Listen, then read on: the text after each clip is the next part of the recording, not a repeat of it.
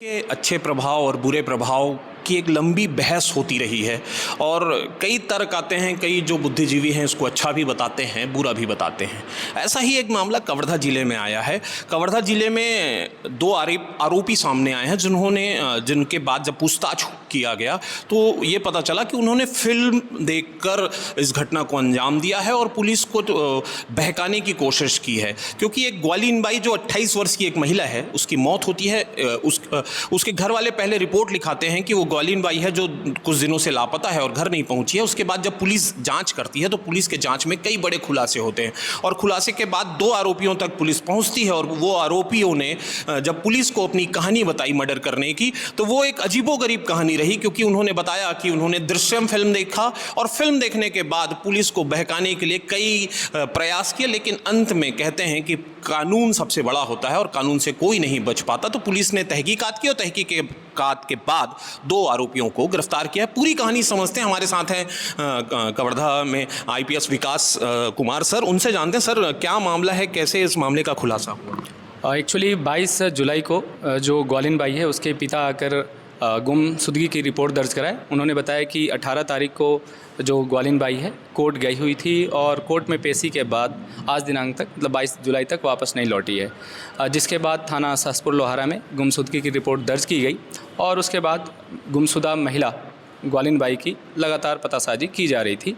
इसी दौरान उनके ग्वालीन बाई के भाई से पूछताछ किया गया, जिसने अपने कथन में बताया कि जो ग्वालीन बाई है उसका पति लोकेश साहू, उससे वो 3 साल से अलग रह रही है। उनके बीच में पहले भरण पोषण का भी केस जो है कोर्ट में चल रहा है और आजकल वो अपने एक प्रेमी राजाराम साहू के साथ रह रही है, जिस पर राजाराम साहू और लोकेश इन दोनों को थाना बुलाया गया था। इनका कथन भी लिया गया था। जब प्रथम बार इनका कथन लिया गया तो उन्होंने घटना कारित करना स्वीकार नहीं किया गया था, जिसके बाद तकनीकी साक्ष्यों का सहारा लिया गया। लोकेश का और राजाराम इन दोनों के CDR, IPDR, लोकेशन वगैरह लिए गए।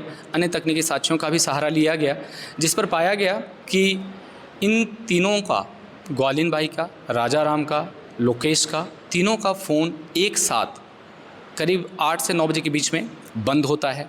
उसके बाद ये दोनों का फ़ोन एक साथ ही 4-5 बजे के आसपास में थोड़ी खुलता है, उसके बाद फिर बंद हो जाता है।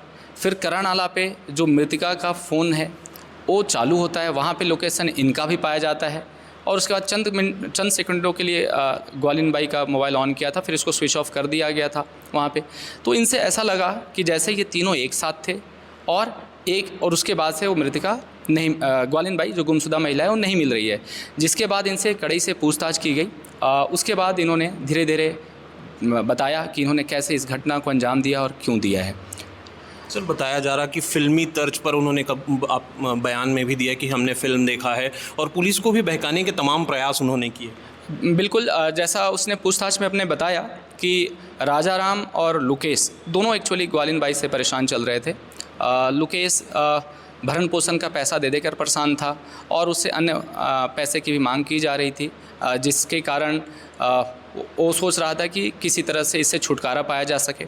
साथ ही साथ राजाराम भी लगातार उससे भी पैसे की मांग कर रही थी। तो जैसा उसने बताया है कि 1.5 लाख रुपए उसने दिया भी था, उसके बाद भी उससे पैसे और कम मोबाइल वगैरह की मांग कर रही थी, जिसके बाद दोनों परेशान होकर एक्चुअली मिले और प्लान बनाया कि इसकी हत्या कर देते हैं, अपने रास्ते से हटा देते हैं। ये प्लान लगभग 1 माह पहले बनाया था। फिर प्लान बनाया मारने के लिए, तो कैसे कारित करें, इसके लिए उन्होंने बताया कि दृश्यम मूवी का सहारा लिया। चूँकि राजाराम 8वीं तक ही पढ़ा है बट मोबाइल का उसका दुकान है, उसके साथ काम करता है, तो उसको थोड़ा आइडिया था। उसने दृश्यम मूवी को 4 बार देखा और एक बार लोकेश ने भी देखा उस मूवी को। उसके बाद इन लोगों ने प्लान बनाया कि हम लोग इसको कहीं ले जाते हैं जंगल के बीच में, वहाँ मार देंगे, वहीं पे दफना देंगे। उसके बाद इसके जो सामग्री होंगे, स्कूटी या जो भी चीज़ें हैं, उसको अलग अलग जगह पे फेंक देंगे। मोबाइल को भी अलग जगह पे स्विच ऑफ करके फेंक देंगे ताकि पुलिस गुमराह हो जाए, उसको पता ना चल सके कि अंतिम बार जो महिला है ग्वालीन बाई उसका लोकेशन कहाँ है। और अगर ये शायद नहीं बताते और कभी जहाँ हमें स्कूटी मिली करण आला बैराज में, मोबाइल भी वहीं पर स्विच ऑफ हुआ था जो लोकेशन दिखा रहा था। तो शायद भविष्य में अगर पता चलता तो शायद ये उम्मीद भी लगा लिया जा सकता था कि शायद करा नाला में ये स्कूटी के साथ खुदकुशी कर ली है पानी में, उस डैम जो बैराज है उसमें कूद करके, क्योंकि मोबाइल यहीं दिखा है, गाड़ी भी यहीं बरामद हुई है। लेकिन उनके मंसूबे पर पानी फिर गया। जब पुलिस ने पूछताछ किया तो उन्होंने सारी घटनाओं के बारे में बताया कि कैसे वो 19 तारीख की सुबह उसे बुलाए, घानी घुटा घाट के जंगल ले गए, जहाँ पर उसको मारा पहले, फिर गले दबाकर उसकी हत्या कर दी, फिर 100 को नीचे करीब 70-80 फीट नीचे खाई में ले जा करके गड्ढा खोद करके दबा दिया। उनके पास फावड़ा और गैता नहीं था उस समय। वो वहाँ से पहले 100 को नीचे ले जाते हैं, छुपा देते हैं, उसके बाद फिर रेंगाखार जाते हैं, वहाँ जा कर के एक दुकान से गैती और फावड़ा ख़रीदते हैं, नमक की बोरी भी लेते हैं, फिर उसके बाद आते हैं दोबारा गड्ढा खोदते हैं, महिला के 100 को रखते हैं, उसमें नमक डालते हैं, फिर मिट्टी से कवर कर देते हैं और उसके बाद गैता और फावड़ा को लेकर के वहाँ से चल देते हैं। गैता फावड़ा पहले वो पहुँचते हैं करा नाला, जहाँ पे मृतका के स्कूटी, लाल रंग की जो स्कूटी थी, उसको मिल करके करा नाला बैराज में डाल देते हैं। एकदम दृश्यम फिल्म की तरह ही वो गाड़ी को बिल्कुल उसके अंदर डाल दिया, चाबी सहित डाल दिया। चाबी भी नहीं रखा ताकि चाबी भी गलती से कभी मिल जाएगा तो प्रॉब्लम हो सकता है, तो चाबी लगा कर ही गाड़ी को करा नाला बैराज में डाल दिया।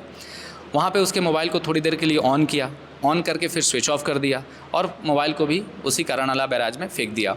उसके बाद जो राजा राम है लुकेश की बाइक पर पीछे बैठ जाता है आगे। जब सासपुर लोहारा पहुंचने वाला होता है तो वहाँ पे एक कस्तूरबा विद्यालय है, उसके सामने एक नाला है, वहाँ पे वो गैता और फावड़ा को फेंक देता है और फिर आगे बढ़ जाता है। ज्वेलरी जो मृतका पहनी हुई थी उसको मारने के बाद वहाँ से निकाल लिए थे, जिसको रुपेश अपने पास, राजा राम अपने पास लेकर के आगे बढ़ता है और लुकेश के साथ जाता है। दोनों एक ही गाँव के हैं, चिमागोंदी के निवासी हैं। वहाँ जाने के बाद आगे गांव के पास ही जो मुरघुसरी रोड है उसमें बिजली के खंभे के पास मिट्टी खोद कर करीब 1.5 से 2 फीट मिट्टी खोदा है उन्होंने और उसमें उस गहने को छिपा दिया था।